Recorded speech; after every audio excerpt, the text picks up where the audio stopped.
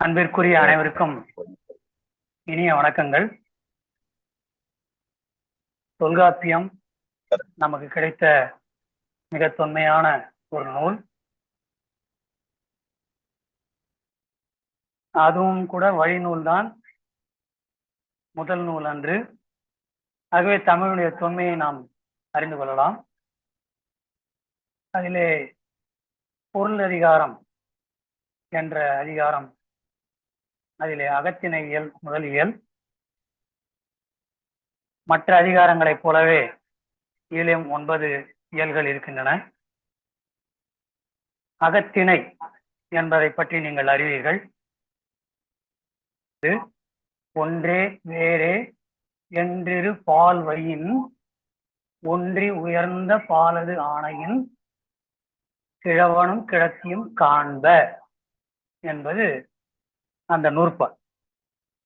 அதாவது இந்த உலகம் ஊழ்முறையால் இயங்குகின்றது. ஊழ் என்பதற்கு விதி, தலைவிதி என்றெல்லாம் பொருள் அல்ல, முறை. கணியன் பூங்குன்றனார் சொல்வது போல அந்த முறை, உலகம் இயங்குகின்ற முறை, உயிர்கள் இயங்குகின்ற முறை. அதிலே ஒன்றே வேறே, ஒன்றுபடுத்துவது ஒரு ஊழ், இன்னொன்று வேறுபடுத்துவது. ஊழ் என்பது ஊழல் என்ற சொல்லிலிருந்து நாம் எளிதில் விளங்கிக் கொள்ளலாம். ஊழ் அல்லாதது, முறை அல்லாதது ஊழல். ஆக முறை ஒன்றே வேறே என்றிரு பால்வையின், ஒன்றுபடுத்துகின்ற ஊழ் ஆகூழ், வேறுபடுத்துகின்ற ஊழ் போகூழ். ஆக ஒன்றே வேறே என்றிரு பால்வையின் ஒன்றி உயர்ந்த பாலது ஆணையின் அடுத்த வரி சொல்றார். அதுல ஒன்றுபடுத்துகிற உயர்ந்த ஊழ்முறை, அந்த முறையினுடைய ஆணையின் விளைவாக ஒத்த கிழவனும் கிழத்தியும், கிழவன் கிழத்தின்னா தலைவனும் தலைவியும், காதலனும் காதலியும், அதான் ஒத்த கிழவனும் கிழத்தியும். இது அகத்திணை பற்றி சொல்கிறது. அதாவது ஒரு தலைவனும் தலைவியும், காதலனும் காதலியும் தங்களுக்குள் ஏற்படுகின்ற உணர்வுகளை பிறருக்கு கூறப்படாதவை அகத்திணை, அகப்பொருள் என்பதையெல்லாம் நீங்கள் அறிவீர்கள். ஒரு நினைவூட்டலுக்காக அந்த முன்னுரையாக அதை இங்கே கூறுகின்றேன். இப்பொழுது அகத்திணையில் மொத்தம் 55 நூற்பாக்கள் இருக்கின்றன. அதிலே முதல் பகுதி 947வது நூற்பாவிலிருந்து 980வது நூற்பா வரை 34 நூற்பாக்கள். இதற்கான பயிற்சியை முடித்து, விடை சரிபார்ப்பும் நாம் முடித்து, அந்த காணொலியும் நாம் குழுவிலே போட்டிருக்கிறோம். இன்றைக்கு நாம் காண இருப்பது அகத்திணையியல் 2வது பகுதி. அது 981ஆம் நூற்பாவிலிருந்து 1001வது நூற்பா வரை 21 நூற்பாக்களை கொண்டது. இம்முதல் பகுதியிலே நாம் என்னென்ன பார்த்தோம் என்பதை நினைவு கூர்ந்து கொள்ளலாம். அகத்திணைகள் 7 என்று முதலிலே சொல்லுகிறார் தொல்காப்பியர். அன்பு கூர்ந்து நீங்கள் நினைவில் வைத்துக் கொள்ள வேண்டும். உலகத்திலே உள்ள எந்த மொழியிலும் இந்த பொருள் இலக்கணம் என்பது இல்லை. இந்த பொருள் இலக்கணத்திலேதான் செய்யுள் இலக்கணமும் வருகிறது, அணி இலக்கணமும் வருகிறது. 5 இலக்கணம் தமிழிலே மட்டும்தான் உண்டு. இந்த அகத்திணை முதல் பகுதியிலே நாம் 7 அகத்திணைகள் என்னென்ன என்று சொன்னார். பிறகு 4 திணைகளுக்கு நிலம், குறிஞ்சியம், முல்லை, மருதம், நெய்தலுக்கு நிலம். அதிலே குறிஞ்சியம் முல்லையும் தெரிந்தால் பாலை என்று ஒரு படிவம் கொள்ளும் அந்த நிலம். ஆக நிலமுடையவனை 4, ஆனால் தான் நானிலம், 4 நிலம், நானிலம் என்று சொல்லுகின்றோம். அந்த ஒவ்வொரு நிலத்திற்கும் ஒவ்வொரு திணைக்கும் உள்ள முதல் பொருள், கருப்பொருள், உரிப்பொருள். முதல் பொருள் என்பது நிலமும் பொழுதும். நிலம்தான் சொல்லியாச்சு, குறிஞ்சி, முல்லை, மருதம், நெய்தல். அது எப்படிப்பட்ட தன்மையுடையது? மலையும் மலை சார்ந்ததும், காடும் காடு சார்ந்ததும், வயலும் வயல் சார்ந்ததும், கடலும் கடல் சார்ந்ததும் என்று சொல்லி. பிறகு பொழுது, பெரும்பொழுது, சிறு பொழுது, 6 பொழுதுகள். முன்பனி, பின்பனி, குளிர்காலம், மழைக்காலம் என்று 6 பருவங்கள். வேனில், இளவேனில், முதுவேனில். பிறகு சிறு பொழுதுகள், காலை, பகல், ஏற்பாடு, மாலை, யாமம், வைகறை என்று 6 சிறு பொழுதுகள். பிறகு இந்த முதல் பொருள் நிலமும் பொழுதும் முடிந்த பிறகு கருப்பொருள்கள் தெய்வம், உணாவே, புல், புல் என்றால் பறவை, மா விலங்குகள், மரங்கள், பிறகு இசைக்கருவிகள், இவை பற்றியெல்லாம் வருவன கருப்பொருள்கள். பிறகு உரிப்பொருள், ஒவ்வொரு திணைக்கும் ஒரு உரிப்பொருள். ஒழுகலார், காதல் ஒழுகலார், புணர்தலும் புணர்தல் நிமித்தமும், பிரிதலும் பிரிதல் நிமித்தமும், இருத்தலும் இருத்தல் நிமித்தமும், ஊடலும் ஊடல் நிமித்தமும், இரங்கலும் இரங்கல் நிமித்தமும் என்று 5 உரிப்பொருள்களை பார்த்தோம். இந்த மக்கள் பெயர்கள், அந்தந்த நிலத்தினுடைய மக்கள் பெயர்கள் என்னவா இருக்கின்றன? பெயர்கள் என்று சொன்னால் அந்த தனியாளுடைய பெயர் அல்ல, குறிஞ்சி நிலத்திலே இருக்கிறவருடைய பெயர் என்னவாக இருக்கிறது என்பதை பற்றியெல்லாம் ஒவ்வொரு நிலத்திற்கும் உள்ள பெயர்கள். ஊரன் என்றும், மலையன் என்றும், அந்தந்த இடத்துக்கு வேடன் என்றும், அப்படி ஆயர் என்றும், முல்லை நிலத்துக்கு ஆயர், அப்படியெல்லாம் இருக்கிறது. அதையெல்லாம் சொன்னார். பிறகு பிரிவு எந்தெந்த காரணத்துக்காக நிகழ்கின்றது? ஓதலுக்காக நிகழ்கிறது. பொருள்வையின் தேடி, பொருள் தேடி செல்வதற்காக பிரிவு நடக்கிறது. தலைவன் தலைவியுடைய பிரிவு,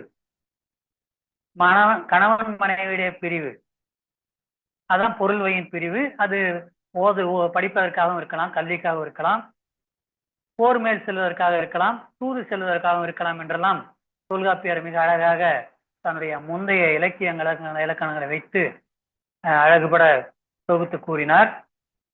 பிறகு பிரிவிலே மகளிருடைய நிலை என்ன?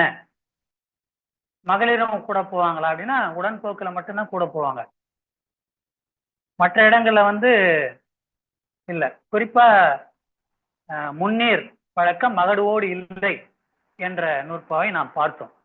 அதுதான் அந்த முதல் பகுதியில நம்ம கடைசியா பார்த்த நூற்பா. அதாவது முன்னீர் வழக்கம் கடலிலே செல்லுவது ஆடவர் மட்டும்தான், மகளிர் அல்ல.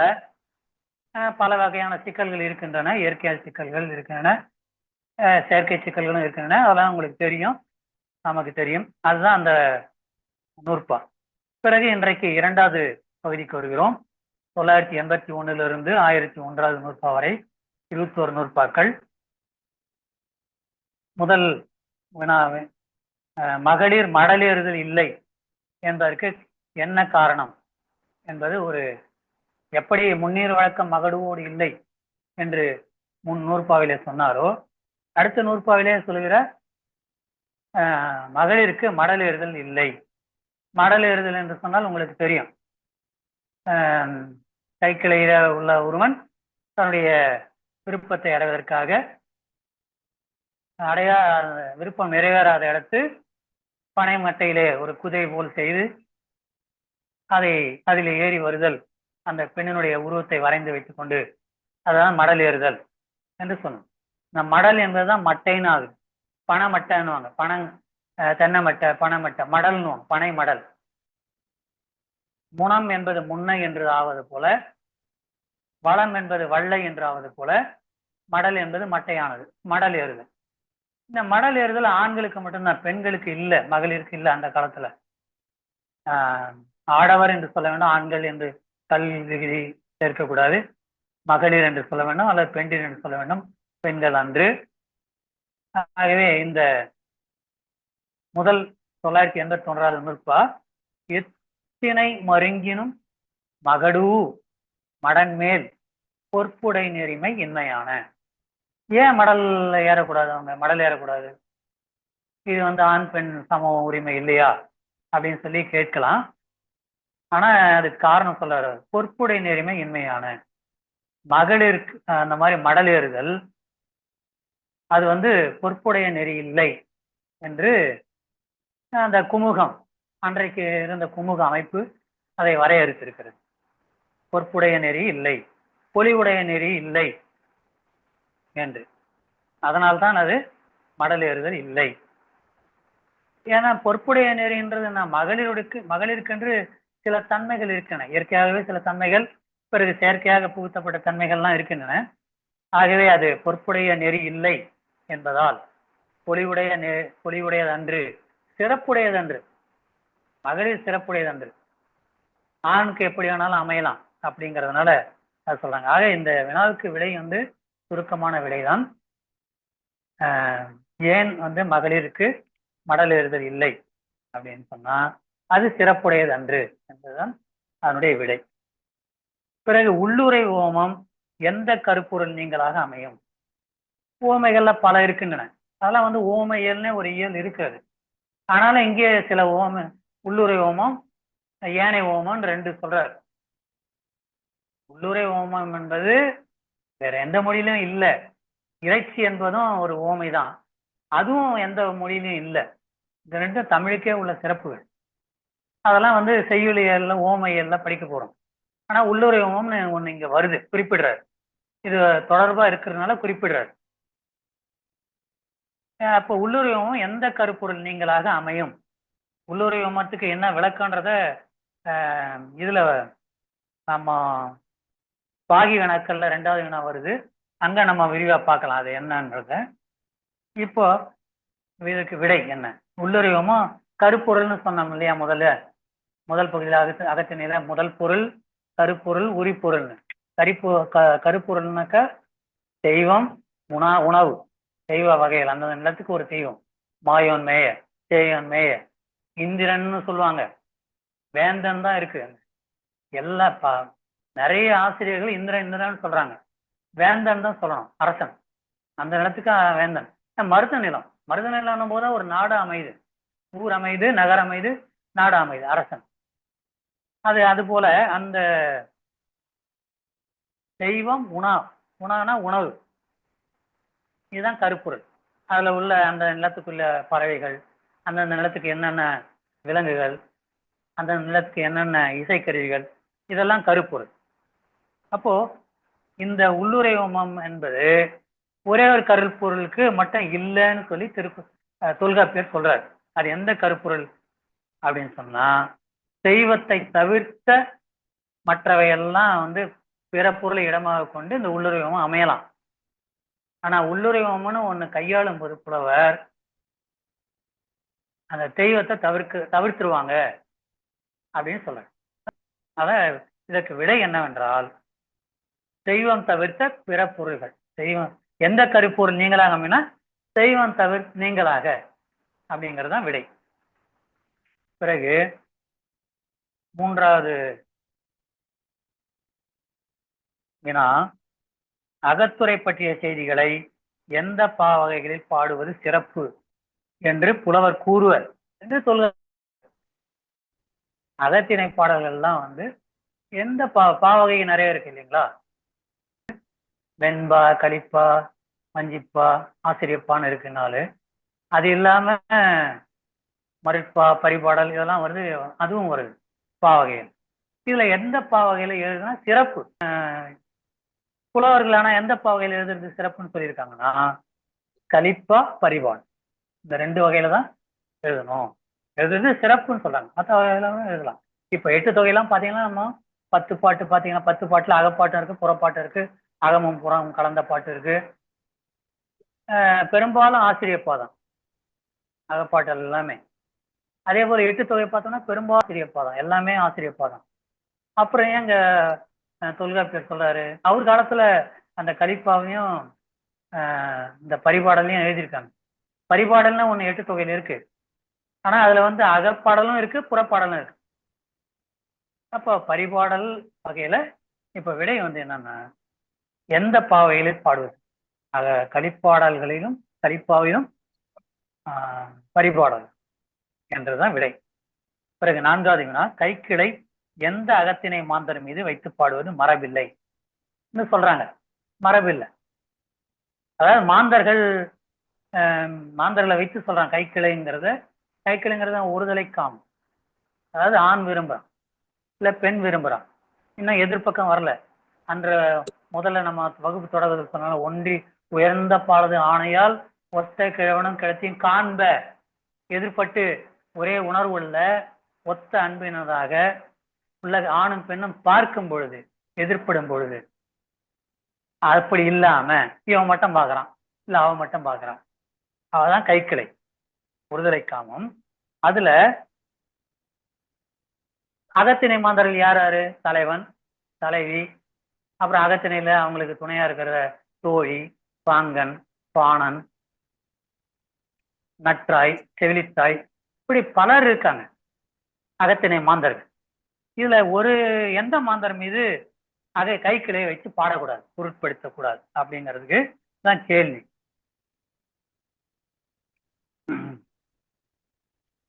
தலைவி மீது வைத்து பாடுவது மரபில்லை. அப்ப பெண்ணுக்கு சிறப்பு கொடுக்குறாரு. ஆண் எப்படி வேணாலும் அவனுக்கு காதல் வரான், பெண்ணுக்கு உடனே வராதுன்றது போல பெண்ணு மேல உள்ள அந்த அந்த சமூகத்துல கட்டுப்பாடு இருக்கிறதுனால அப்படி இருக்கலாம் ஒருவேளை. ஆனால் தலைவி மீது வைத்து பாடுவது மரபில்லை அப்படின்னு சொல்லப்படுகிறது. ஆக இந்த வினாவுக்கு விடை கைக்கிளை தலைவி மீது வைத்து பாடுவது மரபில்லை. இதுதான் சுருக்கமான விடை. பிறகு நாம் சிறு வினாக்களுக்கு செல்கிறோம். தலைவி தலைவன் உடன்போக்கினை ஒட்டி தாயார்னாக்கா நற்றாய், செவிலித்தாய். நற்றாய் என்பது பெற்றெடுத்த தாய், தலைவியை பெற்றவள். செவிலித்தாய் என்பது தலைவியினுடைய தோழியினுடைய தாய். இவளை வளர்க்கின்ற தாயின் வளர்ப்பு தாயின் வைத்துக் கொள்ளலாம், அல்லது தோழியினுடைய இந்த தலைவியினுடைய தோழியினுடைய தாய் செவிலித்தாய். இவங்கதான் இந்த உடன்போக்கு போயிடுறாங்க, கணவன் காதலனும் காதலியும். உடனே இவங்க 2 பேரும் துன்பப்படுறாங்க, துயரப்படுறாங்க. எங்கெங்க போறாங்க, எதற்கு போறாங்க அப்படின்னு சொல்லி இதுதான் வினை. தாயர் வீட்டை விட்டு தேடி போறாங்க, இந்த பக்கம் தான் போயிருப்பாங்க அப்படின்னு சொல்லி போறாங்க. அப்போ அந்த நகர்ப்புறத்துக்கு போறாங்க. அந்த நகர்ப்புறம் என்பது காவல் அமைந்த நகர்ப்புறம், அதான் பாதுகாப்புடைய பெரிய ஊர். அப்ப நகர்ப்புறத்து காவல் அமைந்த நகர்ப்புறம். அந்த நகர்ப்புறத்துல சேரியில ஏமச்சேரின்னு நூற்பால வருது. ஏமச்சேரினா பாதுகாப்புடைய, காவலை உடைய. சேரி என்பது மக்கள் சேர்ந்து வாழ்கிற இடம். அது குறிப்பிட்ட சாதியும் கிடையாது, அதெல்லாம் பிற்காலத்தில் ஏற்படுத்தப்படுது. மக்கள் சேர்ந்து வாழ்கின்ற சேரியிலும், பிறகு ஊரினை அடுத்துள்ள பாலை நிலத்திலும் அல்லது காட்டு நிலத்திலும் தேடி போறாங்க. எதுக்காக போறாங்க? தலைவியை தேடி போறாங்க. இதுதான் விடை. அப்ப தாயர் காவலமைந்த நகர்ப்புறத்தில் உள்ள மக்கள் சேர்ந்து வாழும் சேரியிலும், அதனை அடுத்து ஊரினை அடுத்துள்ள பாலை நிலம் அல்லது காட்டு பகுதியிலும் தலைவியை தேடி செல்வர். இதான் இருக்கு விடை. பிறகு நற்றாய், செவிலித்தாய் என்பவர் யார்? தான் சொல்லிட்டோம் முதலே. பெற்றெடுத்த தாய் தான், தலைவியை பெற்றெடுத்த தாய் தான் நற்றாய். நல் தாய் நற்றாயினா அந்த லகரம் இதுல தொல்காப்பியத்தில் நம்ம ஏற்கனவே படிச்சிருக்கோம். தகரம் வரும்போது ரகரமா மாறுது. நற்றாய், செவிலித்தாய், தோழியினுடைய தாய், வளர்ப்பு தாய். 3வது வினா, அகத்திணை மாந்தருள் எவ்வவருக்கு கூற்றுகள் சுட்டப்படவில்லை. இதற்கு 7 எழுதுவோரின் செயலாக இளம்பூரணனால் குறிப்பிடுவது யாது? இப்ப தொல்காப்பியர் நிறைய அந்த காலத்து தனக்கு முன்ன இருந்த இலக்கியங்கள், இலக்கணங்கள்லாம் வைத்துக்கொண்டு இந்த நூலை தொகுத்து எழுதும்போது அகத்திணை மாந்தர்கள், முன்பு சொன்ன இல்லையா, தலைவன், தலைவி, தாயர், பாங்கன், பாங்கி, இவங்கெல்லாம் இருக்கிறாங்க இல்லையா, தோழன், தோழி எல்லாம். இதுல எந்த மாந்தருக்கு கூற்றுகள் கூற்று கிடைக்கல. பாங்கனுக்கும் தலைவிக்கு கூற்று அமையல, பாங்கனுக்கும் கூற்று அமையலன்னு சொல்லி பாக்குறோம். ஆனா இருந்திருக்கும், தொல்காப்பியர் எழுதியிருப்பாரு. ஏன்னு சொன்னா பிற்காலத்துல வர நிறைய இலக்கிய பாடல்கள்ல, அகத்தின இலக்கிய பாடங்கள்ல தலைவி சொல்கிற கூற்று பாடல்களே நிறைய வந்திருக்கு. எடுத்துக்காட்டுக்கு நற்றிணையில கபிலர் ஒரு பாட்டு, முதல் பாட்டே அதான், நல்ல பாட்டு. அது தலைவி கூற்றா இருக்கு. நின்ற சொல்லர் நீடு தோன்று இனியர் அப்படின்னு சொல்லி வர்ற பாட்டு. ஆக அப்ப தலைவி மீது வைத்து தலைவி கூற்று கிடைக்கல. அப்ப காரணம் என்னவா இருக்கும்னு சொன்னா, இளம்பூரணர் குறிப்பா 7 படியெடுத்து, அந்த காலத்துல பனை ஓலை ஒரு குறிப்பிட்ட காலம் தான் இருக்கும், ஒரு 300 அடியும் அது கரையாந்திருச்சும், இல்லை பழசாயிடம் கிழியும்.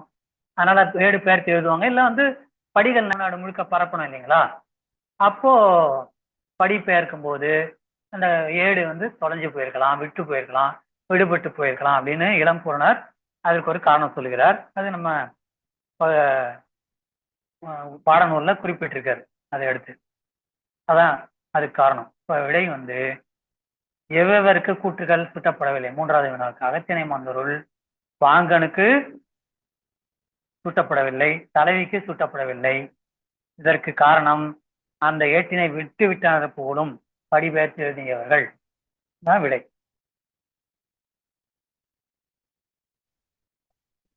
அடுத்து பாகி வினாக்கள்.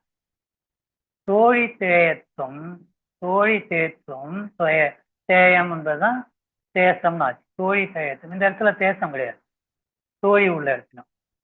கண்டோர் பாங்கினும் நற்றாய் எது பற்றி கூறி புலம்புவார் என்பதை சுருக்கமாக கூறு. அதை 100 கொடுத்துருக்காங்க. பக்கம் 982வது நூற்பா பாடநூல்ல பக்கம் 34 கடைசி பேரா பாகியில பாருங்க. பக்கம் 34 எடுத்துங்க, அதுல கடைசி பாகி பாருங்க.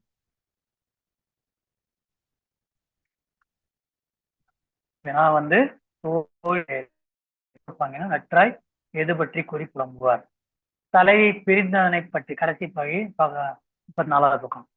தலைவி பிரிந்ததனை பற்றி கடந்த கால நிகழ்ச்சிகளை பற்றியும், கடந்த கால நிகழ்ச்சிகளை தலைவி பிரிகிறார் உடன்போக்குல, அப்ப கடந்த கால நிகழ்ச்சிகள் பற்றியும், அப்படி வளர்த்தான் இப்படி வளர்த்தான் அப்படி பிறந்தா அப்படி விளையாடினா இக்கால நிகழ்ச்சி பற்றியும் போயிட்டாங்க. நாளைக்கு அவங்களுக்கு என்ன எப்படி இருக்கும் எதிர்காலத்தை பற்றியும் தோழியிடமும், அதான் தோழி தயத்தும், கண்டோர் பாங்கினும் கண்டோரிடமும் பார்க்கிறவங்க கிட்டையும் கூறி புலம்புவது நற்றாயின், அதாவது பெற்றதாயின் புலம்பலாகும். இதுதான் அதுக்கு விடை. அடுத்து உள்ளுரை ஓமம் விளக்கம் எழுதுக. இது ரொம்ப முதன்மையா கவனமா பார்க்க வேண்டியது. உள்ளுரை ஓமம். உள்ளுரை, உள்ளுரைனா உள்ள உறைஞ்சிருக்கிறது. இப்போ நம்ம புத்தகங்கள் கூட நம்ம பார்க்கும்போது உள்ளடக்கம், பொருளடக்கம், உள்ளுரை என்று உள்ள பார்க்கிறோம். இதான் உள்ள உறைஞ்சிருக்கு. ஆனா இந்த உள்ளூர் அந்த உள்ளுரையில இருந்தா இந்த உள்ளுரை சொல்றாங்க உள்ள இருக்கிறது. ஆனா இங்க வந்து சின்ன வேறுபாடு இருக்குது. உள்ளொன்று வைத்து புறம் ஒன்று பேசுவோர் உறவு களவாமை வேண்டும் என்று வள்ளலார் பெருமான் பாடுவார். உள்ள ஒண்ணு இருக்கும், ஆனா வெளியே ஒண்ணு பேசுறாங்களேன்னு. ஆனா இங்க அப்படி இல்லை, அந்த பொருள் இல்லை. உள்ளொன்று வைத்து புறம் ஒன்று அதுக்கு இணையா சொல்லுவாங்க, அதான் உள்ளுரை ஓமம். அதாவது பாட்டுல ஒரு கருத்து சொல்லுவாங்க, ஆனா அவங்க சொல்ல வந்த கருத்து அது அல்ல. அது ஓமைய சொல்லுவாங்க, ஒரு ஓமைய, அதுல ஒரு பொருள் இருக்கு, அந்த பொருளை வெளிப்படையா சொல்ல மாட்டாங்க. இதான் உள்ளுரை ஓமம். உள்ள ஒரு பொருள் வைத்து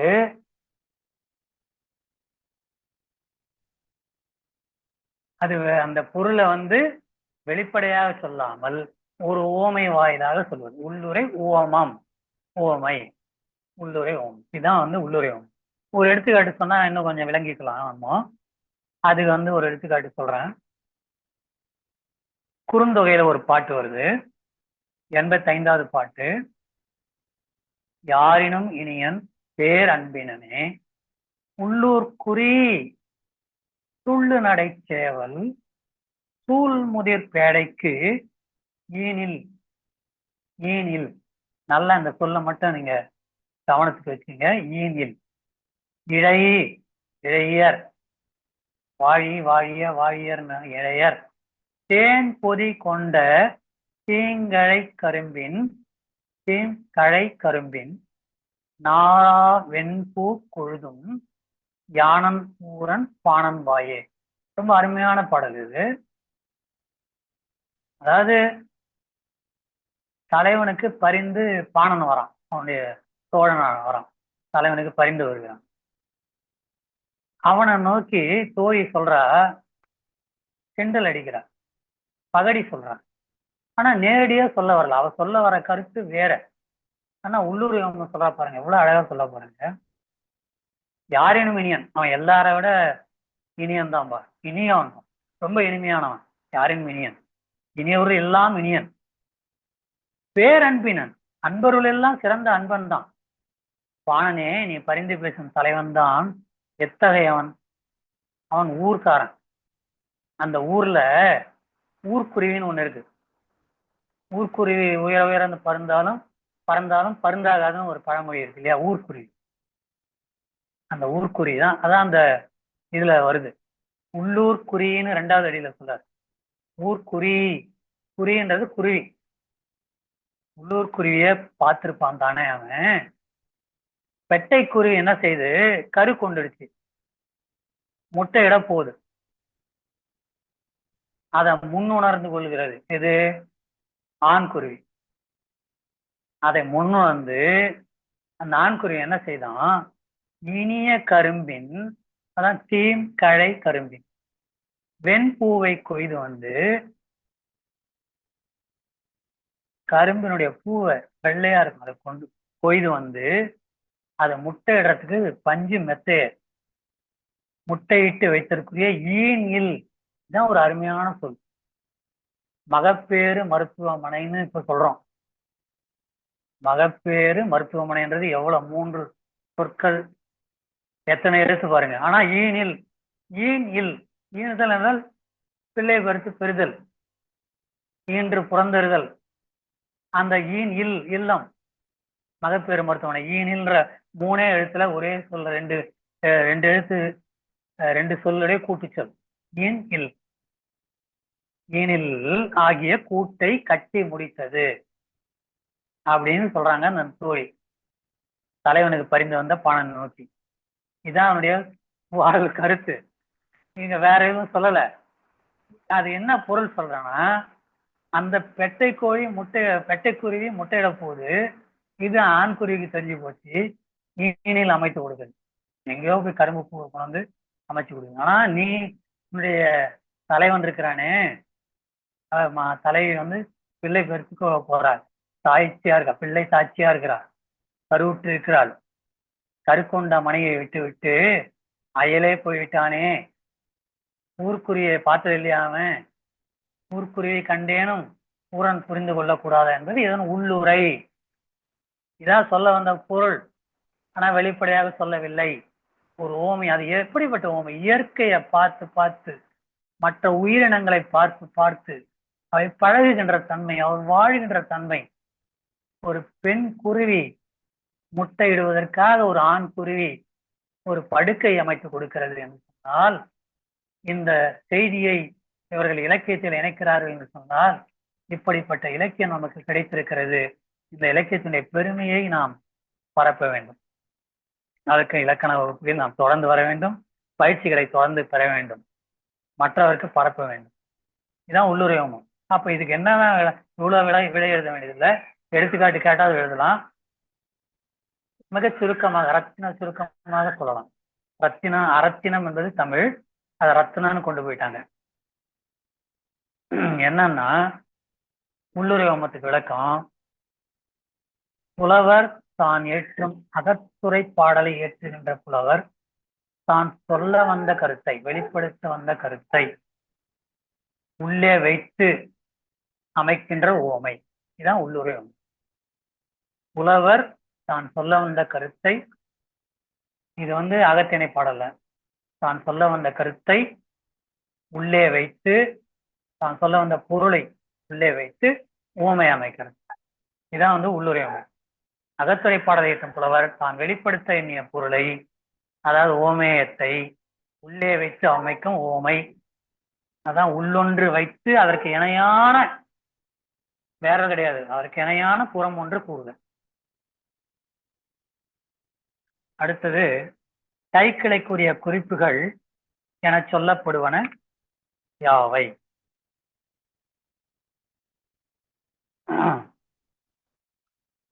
இது பக்கம் 45ல கீழே ஒரு பாகி இருக்கு பாருங்க. பாடநூல்ல பக்கம் 45 இருக்குங்க.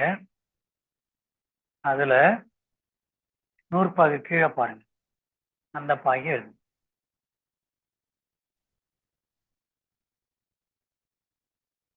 காம உணர்வு தோன்றாத 996 கைக்கிளைக்குரிய குறிப்பு 996 நூற்பா. காம உணர்வு தோன்றாத ஒரு இளம் பெண்ணின் மீது ஒரு இளைஞன் காதல் கொண்டு, இதுதான் கைக்கிளை. அவனுக்கு மட்டும்தான் அந்த உணர்வு வருது. மருந்தினாலே தீர்க்க முடியாத பெரும் துயரனை அடைந்து அந்த நோயை தீர்க்க முடியல, காதல் நோயை. ஏன்னா அவ இன்னும் விரும்பல. அவளை அடைதலான நன்மை நிலையும், அவளை அடைதலாக ஏற்படுகிற நன்மை, அவளை அடைய முடியலன்னா என்ன தீமை வருகிறது, இந்த ரெண்டுத்தையும் கூட்டி சொல்லி அவ விடை சொல்ல மாட்டேங்கிறா. அதுக்கும் தனக்கு எதிர்ச்சொல் தராத நிலையினை கண்டும் தானே சொல்லி சொல்லி அப்புறமும் கூட இவன் என்ன பண்றான், அவனே சொல்லி சொல்லி சொல்லி இன்பமடையும் நிலைதான் கைக்கிளைக்குரிய குறிப்பு. அருமையான நூற்பாய்து. காமம் தாளா இளமை. அடுத்தது பொது பெருவினாக்கள்ல பாருங்க, தலைவன் தலைவி உடன்போக்கு தொடர்பாக நிகழும் தோழி கூற்றுகளின் அடிப்படை செய்திகளை எழுதுக. இது பக்கம் 35 பாருங்க, 985 நூற்பா 35.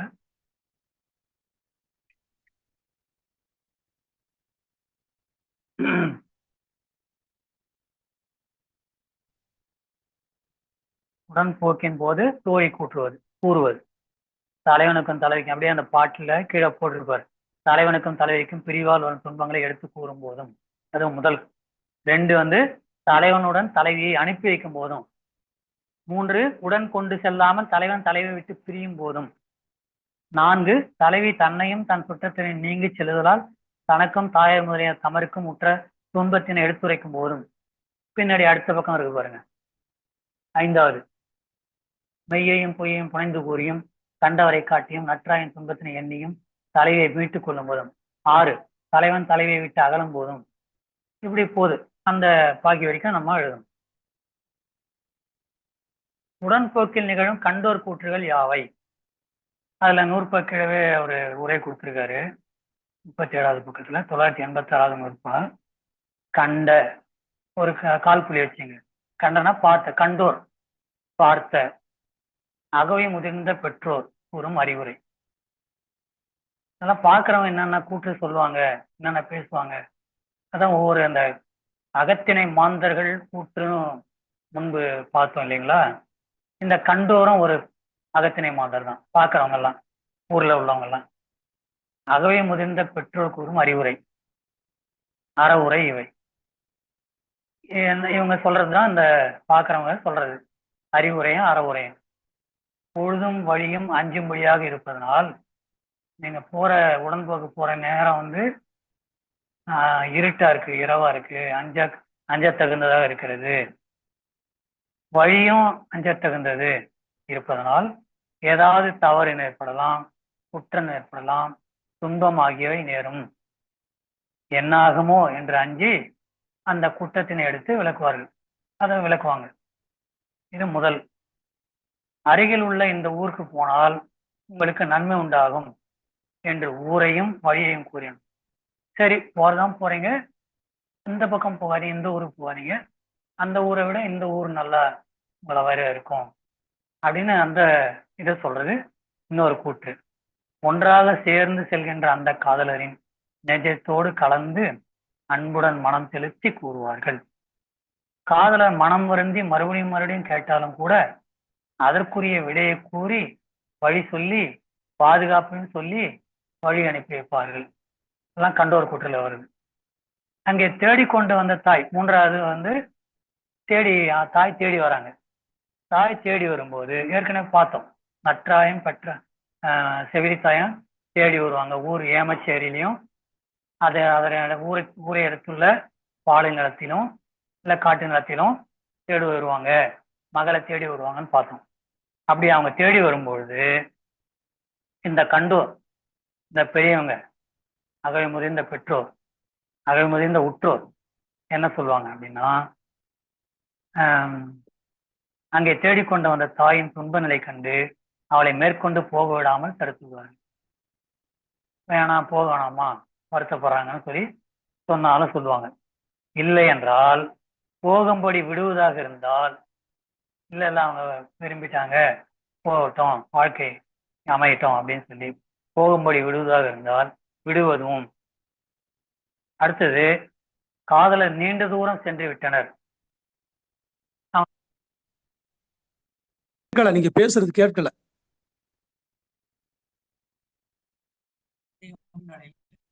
அப்படியே இதுல உள்ளதுபடியே எழுதணும்.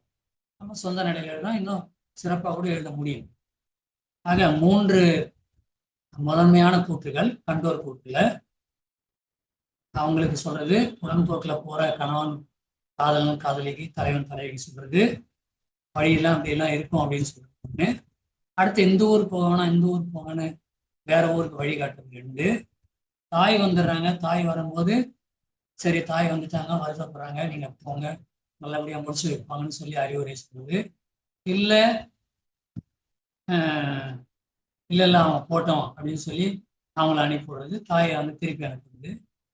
அப்படி இல்லை என்றால் அவங்க ரொம்ப தூரம் போயிட்டு இருப்பாங்க, நீங்க திரும்பி போங்க அப்படின்னு சொல்லி தான் கண்டோர் கூற்று. அடுத்து 3வது வினா, எந்தெந்த பிரிவு நிலைகளில் தலைவன் கூற்று நிகழும்? செய்யறதுக்கு பல காரணங்கள் ஒண்ணு முதல்ல பார்த்தோம்.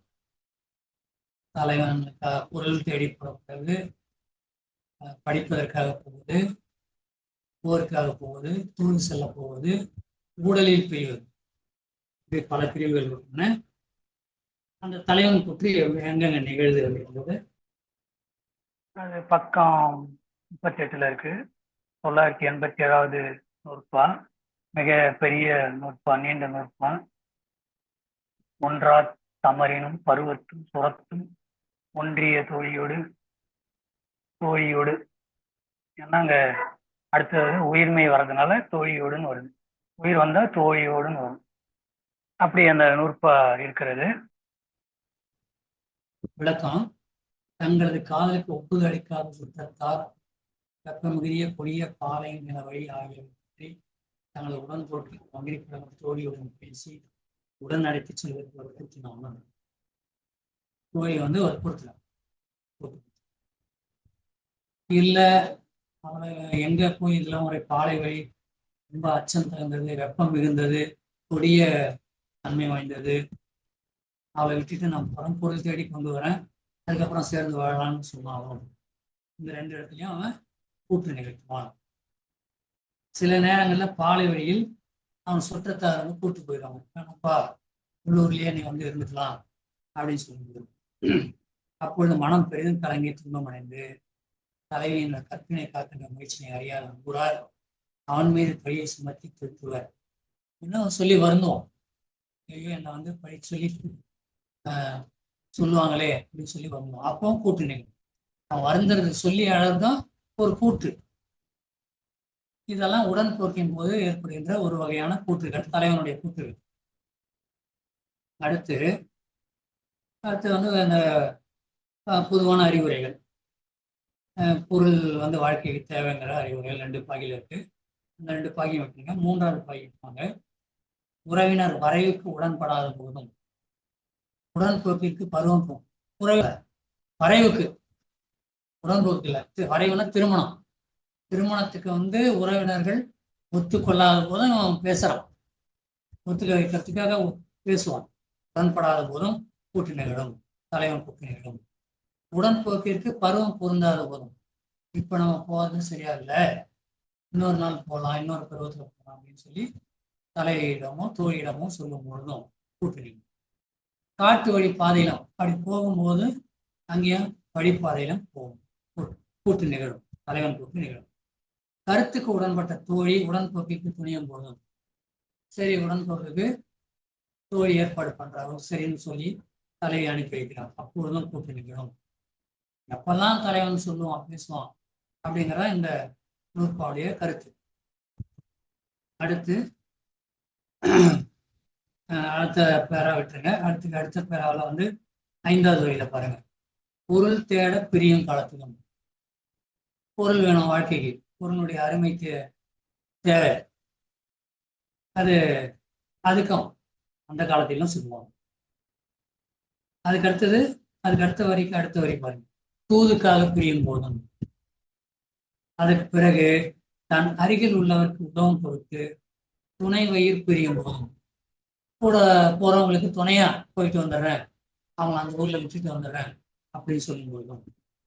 அதுக்கடுத்த கடைசி பாகில பாருங்க, 2வது வரியில பகைவின் மேன்மை பற்றி பேசும்போதும் பாடி வீட்டின் கண் தனித்து புலம்பும் போதும், பகைவர்கள் ரொம்ப வலுவானவர்கள், அதனால கட்டாயம் போருக்கு போனோம் நானு நம்ம நாட்டுக்காக அப்படின்னு சொல்லும்போது, அந்த பாடி வீட்டின் போது அந்த பாசைகள் போர் பாசைகள் தனித்து புலம்புவார்.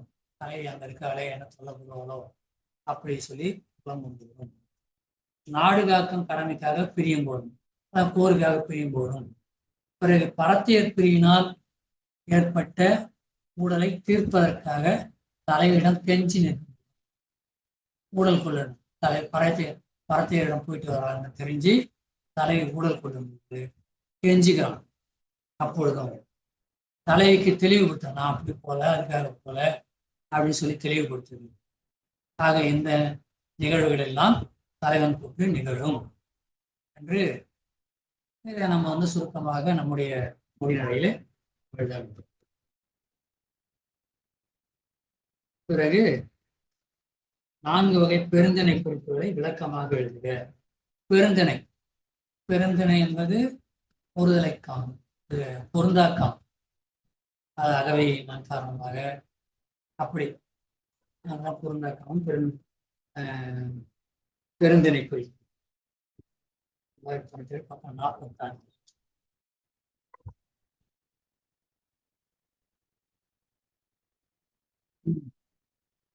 4 வகை பெருந்திணை குறிப்புகளை சொல்றாரு இந்த நூற்பாடு. ஏறிய மடல் திறம், இளமை தேர்திறம் அப்படின்னு. ஏறிய மடல் திறம், தலைவன் மடல் மேல் ஏறி வருவேன் என்று கூறுகிறான். கூறிவிட்டு ஏறி வருகிறானே கூட, ஏன் வரையேறி வீழ்வன், அது மட்டும் மலை மேல ஏறி விழுந்துருவேன் அப்படின்னு சொல்லணும். இதெல்லாம் பெருந்திணைக்குரிய குறிப்புகள். அடுத்து இளமை தீர்த்திரம். தலைவனுக்கு தலைவி இளையாள் ஆகாது, ஒத்த பருவத்தால் ஆகுதல். இப்போ அகவை மொத்தமே அகவை குறைவு அப்படி இல்லை, 2 பேருமே ஒத்த அகவையா இருக்கிறாங்கன்னு சொல்லி தலைவனும் தலைவியும் முதிர்ந்த பருவம் எய்தியவரும் கொல்லப்படுதல் என்பது. இளமை தீர்த்திரம் என்பது இருவரும் தீர்மானம் செய்து கொள்ள முடியாத நிலையில் காலம் கடந்து செய்வது. ஒத்துக்கல, யாரும் தலைவன் வீட்லையும் ஒத்துக்கல, தலைவன் வீட்லையும் ஒத்துக்கல அப்படின்றது ரொம்ப நாள் தள்ளி திருமணம் நடக்கும். அது நிறைய கேள்விப்படும் அந்த காலத்துல. 10 ஆண்டு காத்திருந்து திருமணம் செய்து கொள்ளுதல் அப்படின்லாம் நடக்குது. இளமை தீர்ந்து கொண்ட அந்த நேரம் தேர்தல் ஒழிந்த காமத்தின் விகிதம். தலைவன் வெளிநாடு சென்று திரும்புகிற வரையில் ஒருவருக்கொருவர் தேர்தல் குறிப்பு. அந்த காலத்துல காத்திருத்தல் அந்த காலத்திலையும் பெருந்திணையா இதெல்லாம் பாட்டுல எழுதுறது, குறிப்பு எழுதுறது, பெருந்திணை பாடலாக அமையும் இந்த பிரிவுகள். மிக்க காமத்து மிடல்னா வலிமை, நெடுமிடல்னு சொல்லுவாங்க அதிகமான, அது வலிமையான நெடுமிடல்ன்றது அரசனுடைய பெயர். மிடல், மிக்க காமத்து மிடல். வித்து மிடல் வேண்டும் கொள்ளோ அப்படின்னு திருக்குறளை படிக்கணும் இல்லையா? செல்விரும் தோம்பி வருவிருந்து காத்திருப்பான், இல்ல நிலத்துல வித்து மிடல் வேண்டும் கொள்ளோ. வித்து மிடல் வேண்டும்னா வித்துனா விதை, மிடல்னா வேலி, வலிமை, வேலி போட்டு வலிமையா பாதுகாப்பு. அது தேவையில்லை. வித்து வலிமையா இருக்கணும் தேவையில்லை, அது தானா முளைச்சி வரும், நல்லா வலுவா இருக்கும் அப்படின்னு. செல்விருந்தோம்பி வருகின்ற வித்து மிடல். வித்தும் இடல் வேண்டும் கொள்ளணும் பொருள் எழுதலாம் ஒரே ஆசிரியர். விதையும் விதைக்கணுமா தானா முளைக்கும் அப்படி நடக்காது. வித்து இட வேண்டும், வித்து இடல் வேண்டும் கொள்ளோ அப்படி ஒரு மெய்ப்படுத்தி சொல்ற மாதிரி நம்ம எடுத்துக்கலாம். அப்ப மிடல் என்பது வலிமை என்பதை இங்க சொல்ல வரும். மிக்க காமத்து மிடல். தலைவி ஊழல் கொண்டிருக்கிற காலத்தில் தலைவன் தனது வலிமையினால் வலிதிற்புறும். இதான் பெருந்திணை, தன்னுடைய வன்புணர்ச்சி என்பதாக எடுத்துக்கொள்வான். அப்படி இதுல மேலும் நிறைய விரிவா பார்க்க வேண்டிய பகுதிகள்லாம் குறிப்பாக நம்ம பார்க்க வேண்டிய குறிப்புகள் தான் சொல்றாங்க. 4 வகை பெருந்திணை குறிப்பு. ஏறிய மடல் திறம், இளமை தீர்திறம், தேர்தல் ஒழிந்த காமத்தின் விதம், மிக்க காமத்தின் விதம். அடுத்து அகத்திணை பாடல்களில் தலைவன் தலைவியின் பெயர்கள் சுட்டப்படுவது தொடர்பான நூற்பாக்கள் எழுதுதல் மற்றும் பொருள் எழுதும். அது கடைசி நூற்பாக்கள் 2 1006 1000 1001 மக்கள் முதலிய அகன் ஐந்தினையும் சுட்டி ஒருவர் பெயர் வளர்ப்பெறார். இந்த அகன் ஐந்தினை அன்பின் அகந்தினைகள் அகத்திணைகள் குறிஞ்சி முல்லை மருதனைகள் பாலை இந்த அகத்திணை 7 முதல் திணையாக கைக்கிளையும் இறுதி திணையாக பெருந்தனைய நீங்களாக நடுவில் என்ற 5 திணைகளிலும் சுட்டி ஒருவர் பெயர் சொல்லப்படாது. ஏன் அப்படின்னு சொன்னா முதல்ல இந்த வகுப்பு முதல் பிரிவில் நம்ம சொன்னோம் இல்லைங்களா, அகத்திணை என்பது என்ன? ஒத்த அன்புடைய தலைவனும் தலைவியும் மட்டுமே தங்களுக்குள் உணர்ந்து இருக்கின்ற ஒழுகுகின்ற ஒழுக்கம், அதுதான் அகத்திணை. பிறருக்கு தெரிவிக்கப்படாத ஒழுகலாறு தான் அகத்திணை. ஆகவே இங்க பேர் சொல்லிட்டா தெரிஞ்சு போயிடும். இயற்பெயர் சொல்லக்கூடாது, மற்ற பேர் சொல்லலாம். ஊர் பெயர்கள் ஊரை சொல்லலாம். அந்த ஊரை சேர்ந்தவன், இந்த ஊரை சேர்ந்தவன், மருத நிலத்தை சேர்ந்தவன் அப்படிங்கிறது. ஆயன், பூரன், சேர்ப்பன், நாடன், வேடன், வெப்பன். வெப்பன்னா மலை நாட்டை சேர்ந்தவன். அந்த பேரை வச்சு அமைக்கலாம் அந்த பாட்டை. பேர் சொல்ல முடியும், பேர் சொல்ல முடியும். ஆயிரம் பாடல் 110,000 பொருள் அது இந்த இதுல இருக்கு. பக்கம் 48 3வது வரி பாருங்க. 4வது வரி 5 உரிப்பொருளையும் பற்றி பாடும் தலைவன் தலைவி ஆகியோரின் இயற்பெயரை சுட்டி குறிப்பாடுதல் புலவர் மரபு இல்லை.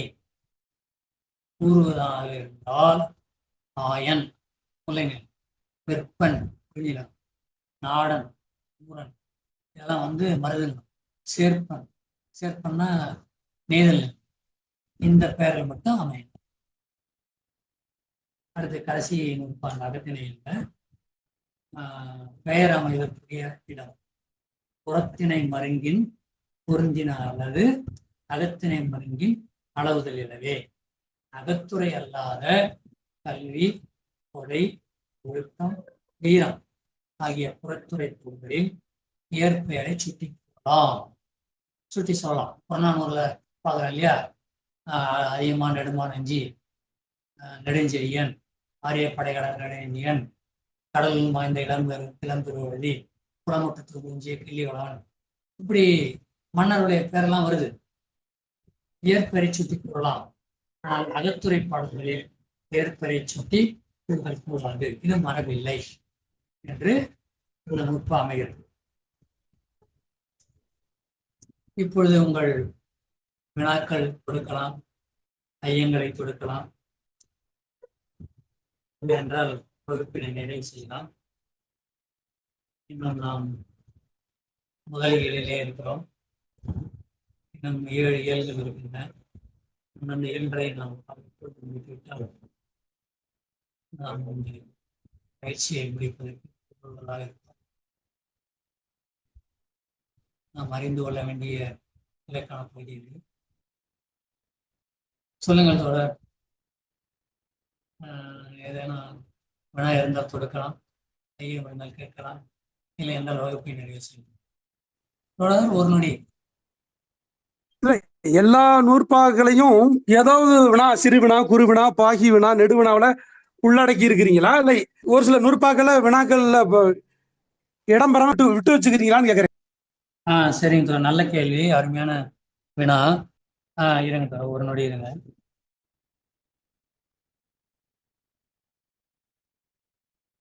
மரபுநிலை திரியா மாட்சியாகி விரவும் பொருளும் விரவும் என்ப பாலைத்திணை நடுநிலை திணையாதலின் மற்ற திணைகளில் முதற் பொருளும் கருப்பொருளும் உரிப்புள்ளாயின் கூறுகளும் பாலைத்திணையில் கலந்து விடுதலும் உண்டு. ஆமாம் தொடர், சில நூற்பாக்கள் நான் தவிர்த்து விட்டேன் தான், உண்மைதான். என்னன்னா அதெல்லாம் எளிமையான நூற்பாக்கள். எல்லா நூற்பாவையும் நம்ம பயில வேண்டியதுதான். இதையே நம்ம மொத்த நூற்பாக்கள் அகத்திணையில 55 நூற்பாக்கள், 55 வினாக்கள் வரும். அதனால 2 பகுதியாக பிரித்து தான் நம்ம வினா எழுப்பினோம். மிகவும் முதன்மையான வினாக்களை தான் நம்ம பகுதியில் இருந்தால் வினாக்கள் தொடுத்தோம். தாங்கள் விரும்பினால் 3வது பகுதியையும் நான் சேர்த்து இன்னொரு பயிற்சியும் கொடுப்பேன், தாங்கள் விரும்பினால். இல்லைங்க தோழர், இல்லை இல்லை, இது படிப்பதற்கு நம்ம நேரம் ஒதுக்குவதற்கு நெருக்கடி இல்லாமலும் எளிமையா இருக்கணும்னு நீங்க சுருக்கி கொடுத்துருக்கிறத விளங்கிக்கிறேன். இப்போதைக்கு நீங்க சொன்ன இந்த பயிற்சி வினாக்களும் இப்ப கொடுத்த விளக்கமும் போதுமானது. சரிங்க தோழர், நன்றிங்க தோழர். சரிங்க தோழர். கூடுமான வரைக்கும் நான் வந்து முதன்மையான கருத்துக்கள் வரணும் அப்படிங்கிறது. சிலது வந்து பார்த்தீங்கன்னா நீங்கள் வந்து இப்போ அந்த நூற்பால இல்லாத செய்தியில கூட வீணா இருக்கும். நிறைய கடந்த கால பயிற்சியில இருக்கும். இப்போ எடுத்துக்காட்டாக இந்த பயிற்சியில் கூட எந்த மாந்தருக்கு அகத்திணை மாந்தருக்கு சிறு வினாக்கள் 3வது வினா, அகத்திணை மாந்தரில் எவருக்கு கூற்றுகள் சுட்டப்படவில்லை, இதற்கு 7 எழுதுவதன் செயலாக இளம்பொருளார் குறிப்பிடுவது யாது? இது வந்து நூற்பாவில் இல்லை. 7 எழுதுறவங்க ஒருவேளை அந்த 7 விட்டுருக்கலாம் அப்படிங்கிற செய்தி. அதே போல் முந்தைய பயிற்சிகளில் கூட நம்ம வந்து அந்த நூற்பாக்கான சில நூற்பாவில் இல்லாத செய்திகள்லாம் கூட நான் கேட்டிருப்பேன். அந்த மாதிரி முகாமையான கருத்துக்கள் இப்போ வந்து இப்போ அந்த எடுத்துக்காட்டு வந்து நம்ம நூற்பாக்கில் இல்லை. இவரும் உரையாசிரியரும் இந்த நூற்பாக்கு கொடுக்கல. நானும் அந்த உள்ளுரை ஓமத்துக்கு, ஏன்னா செய்யுளியல்ல வரும். ஆனால் இங்கே ஒரு ஓமை உள்ளுரை ஓமத்துக்கு ஒரு எடுத்துக்காட்டு பாடுன்னு நான் சொன்னேன். அதுபோல் அந்த உள்ளுரை ஓமத்துக்கு அந்த பாட்டு சொல்வது போல ஓமை சொன்னால் சிலது வந்து விளங்கும் இல்லைங்களா? உள்ளுரை ஓமம்னா தமிழில் ரொம்ப சிறப்பானதுன்றாங்களே. என்ன அந்த உள்ளுரை ஓமம்? ஓமம்னா தெரியுது, ஓமைன்னு தெரியுது. உள்ளுரை ஓமன்றது என்னது அப்படிங்கிறது நமக்கு அங்கே விரிவாக படிக்க போனாலும் இங்கேயே நம்ம இங்கே இடம் பெறதுனால அதை சொல்கிறதுக்காக அந்த பாட்டை சொன்னேன். இந்த ஊர்க்குருவி வந்து கூடு ஆண் குருவி அதுக்கு வந்து ஈனில் அமைத்து கொடுக்கறது, அந்த செய்தியை சொல்லி.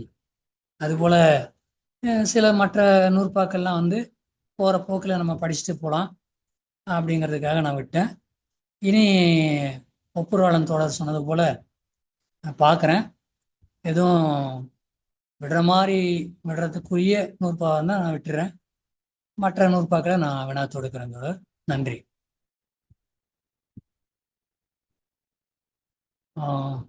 வேறு வினாக்கள், ஐயங்கள்?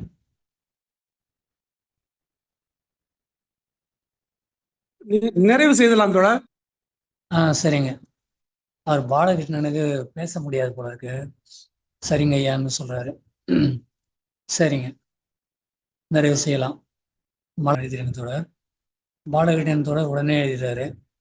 ஏன்னா பயிற்சி போட்ட உடனே மறுநாளே போட்டுறாரு. நன்றி, மகிழ்ச்சி.